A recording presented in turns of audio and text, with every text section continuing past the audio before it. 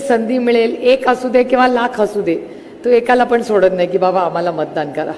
त्याच्यामुळे एवढे लोक बघितल्यावर तर मला मोह आवरणं अशक्य आहे. म्हणजे मी आले स्वाभिमानी या व्यापारी महासंघाला शुभेच्छा देण्यासाठी, पण शेवटी कुठून तरी आपली तुतारी सुरुवातीला वाजलीच पाहिजे हा माझा आग्रह आहे. कारण कुठल्याही शुभ कामाचा जी सुरुवात असते ती तुतारी वाजूनच होते. मग लग्न कार्य असू दे, नवीन संघटनेची सुरुवात असू दे, ऑफिसचं ओपनिंग असू दे, किंवा छत्रपती शिवाजी महाराजांनी जेव्हा युद्ध केलं ना त्याची ही सुरुवात ही तुतारी वाजवूनच केली होती. त्याच्यामुळे तुतारी वाजवणारा माणूस याचं आपल्या राजकारणात, समाजकारणात एक खूप वेगळं आणि संस्कारांमध्येही खूप वेगळं महत्त्व आहे. आणि मी याला शुभ संदेश समजते. लोकांना असं बऱ्याच वेळा वाटतं की आता काय बी काय नाही, आता एकदा निर्णय घेतला, आता एकदा वेळेस कोणीतरी आपल्याकडून काढून घेतलं, किती दिवस रडत बसायचं. आणि माझ्या आत्यांचं स्टेटमेंट तुम्ही ऐकलं असेल की आदरणीय पवार साहेबांनी सरोज पाटलांना सांगितलं की शारदाबाई पवारांनी आपल्याला रडायला नाही, आपल्याला लढायला शिकवलंय. त्याच्यामुळे आता ठीक आहे, झालं गेलं, इट्स ओके. मागितलं असतं तर प्रेमाने सगळं दिलंही असतं. कारण काय, कुणालाही काही देण्यामध्ये जी मजा आहे ती घेण्यामध्ये नाही हो. पण ठीक आहे, आता एक नवीन पक्ष, पण माझ्या पांडुरंगावर फार विश्वास आहे. मी रामकृष्ण हरिवाली आहे. त्याच्यामुळे माझ्या पांडुरंगाच्या मनात काहीतरी होतं की त्यांनी सगळी एवढी, बघा इतके वर्ष राजकारण चाललंय ह्या देशात, एवढी इलेक्शन झाली, एवढी चिन्ह झाली, तुतारीवाला माणूसच माझ्या नशिबात कसा होता बघा. याच्या मागे नियतीच्या मनात काहीतरी असेल आणि शुभ कार्याची ही सुरुवात आहे. जसं तुमचा स्वाभिमान आहे तसा माझाही एक स्वाभिमान आहे. मी एक स्वाभिमानी मराठी मुलगी आहे. आणि कोणी आदराने प्रेमाने काही मागितलं तर ते आपण देणाऱ्या ही आपली संस्कृती आहे. पण जर दमदाटीने कोणीतरी काढून घेतलं तर मग इच्छा असेल तरी देणार नाही. आणि तुमचा जसा स्वाभिमान आहे तसाच माझा मराठी स्वाभिमान आहे. माझी लढाई इथे कुणाशीही नाही. आणि मी हे वारंवार म्हणले, माझी लढाई अशा अदृश्य शक्तीबरोबर आहे जी आज महाराष्ट्राचं महत्त्व कमी करायचं पाप हे करते. हा माझा त्यांच्यावर आरोप आहे. आणि आपण भारतीय आधी आहोत आणि मराठी आहोत हे मी जाणते. पण भारत आणि केंद्र सरकार म्हणजे मोठा भाऊ आणि राज्य सगळी म्हणजे छोटा भाऊ. पण तुम्ही अदृश्य शक्ती मोठा भाऊ असला म्हणून छोट्या भावावर अन्याय करायचा हा अधिकार किंवा आपली संस्कृती नाही. राज्य आणि केंद्र यांनी एकामेकाची मदत करूनच देश पुढे जातो. आता एवढ्या मोठ्या स्कीम्स होतात, केंद्र सरकारमधून निर्णय होतात, त्याची अंमलबजावणी राज्यच करतं. आता तुमचंच बघा, आपण व्यापाऱ्यांबद्दल बोलते, आपण GST बद्दल बोलू. आता GSTचं बिल हे कोणी आणलं तर GSTचं बिल हे काँग्रेस पक्षाचा कॉन्सेप्ट आहे. काँग्रेस पक्षाने GSTची स्थापना केली.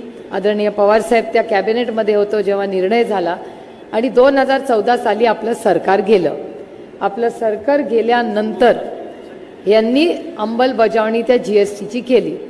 आणि GSTची अंमलबजावणी करत असताना आमचा GSTला अजिबात विरोध नव्हता. आम्ही GSTचं मतदान हे भारतीय जनता पक्षाबरोबर केलं. कारण का आम्ही GST आम्हाला मान्य होती, पण ज्या पद्धतीने त्याची अंमलबजावणी झाली त्याचाच आम्हाला प्रॉब्लेम. GSTचा कॉन्सेप्ट काय, वन टॅक्स वन नेशन. आता आज या मध्ये आपल्या ह्याचं दुकान आहे ना, साडीचं दुकान, दियाच्या शेजारी पुढे डावीकडे, काय त्याचं नाव, आपलं पेठेत नाही का, नाही त्या दुकानाचं नाव काय, नितीन आपण गेलो होतो पहिल्या वेळेस, ते मी पार्लमेंटमध्ये बोलले, तर संवेदच्या दुकानात मी जेव्हा गेले होते तेव्हा संवेदच्या दुकानाबद्दल मी आवर्जून पार्लमेंटमध्ये का बोलले होते, कारण का मी सगळी बाजारपेठ माझ्या लोकसभा मतदारसंघात दर बजेटच्या आधी फिरते. बजेटच्या आधी का फिरते की व्यापाऱ्यांचं काय मत आहे ते आम्ही बजेटच्या आमच्या भाषणांमध्ये बोलतो. आता तुम्हाला 2 उदाहरणं देते. मागच्या वर्षी मी भोरला फिरत होते आणि भोरला दौरा करत असताना GST मध्ये हिरव्या मिरचीला 1 GST आणि लाल मिरचीला 1 GST असा निर्णय होता. हे हास्यास्पद आहे. आता हिरव्या मिरचीला 1 आणि लाल मिरचीला 1 असं कसं होऊ शकतं? मग ते आम्ही बदलून घेतलं. त्याच्यानंतर यावर्षी जेव्हा मी संवित दुकानात गेले होते तेव्हा त्यांनी मला असं सांगितलं की साडीला फ्लॅट 5% आहे आणि पुरुषांच्या कपड्याला 1000 रुपयापर्यंत 5% आहे आणि 1001 रुपये झाला की GST 12% लागतं. आता जर साडीला 5% फ्लॅट रेट तुम्ही केला आहे तर पुरुषांच्या कपड्यांना पण तुम्ही फ्लॅट 1 रेट का राहत नाही ही त्यांची मागणी आहे. आता लोकप्रतिनिधीचं काय काम आहे की व्यापाऱ्यांकडून सगळा फीडबॅक घेणे, सत्तेत असू दे किंवा विरोधात तुमचा आवाज म्हणून आम्ही दिल्लीला जातो आणि म्हणून हे GSTचे इश्यूज आम्ही तिथे मांडले पाहिजे.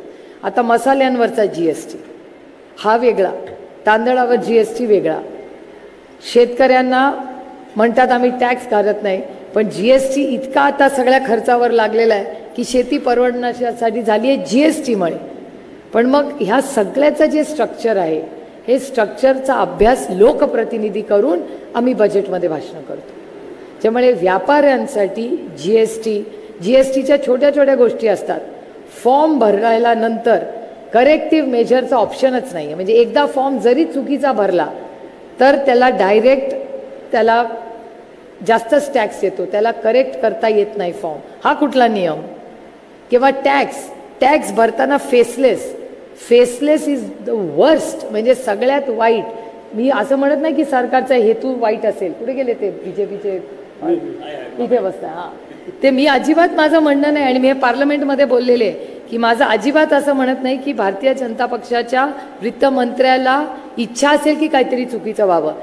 त्यांची इच्छा असेल की ही आयडिया चांगली आहे, पण फेसलेसली मला विचारायला तर जास्त त्रास झालाय का सोपं झालंय मला तुम्ही सांगा. फेसलेस टॅक्सेशन हा एक मोठा प्रॉब्लेम होत असतो आणि त्याच्यामुळे आज जे व्यापारी आहेत या व्यापाऱ्यांनी 2014मध्ये या सरकारला साथ दिली. तोच व्यापारी आज म्हणतो बापरे आमच्या अडचणी होतं ते बरं होतं. बऱ्याच वेळा काय होतं, जे ग्रामपंचायतीत असतात ना त्यांना कॉर्पोरेशनमध्ये जायचं असतं. त्यांना वाटतं कॉर्पोरेशन खूप चांगलं. कॉर्पोरेशनमध्ये गेल्यावर म्हणतात नको बाबा ते कॉर्पोरेशन ती होती ती ग्रामपंचायत बरी होती.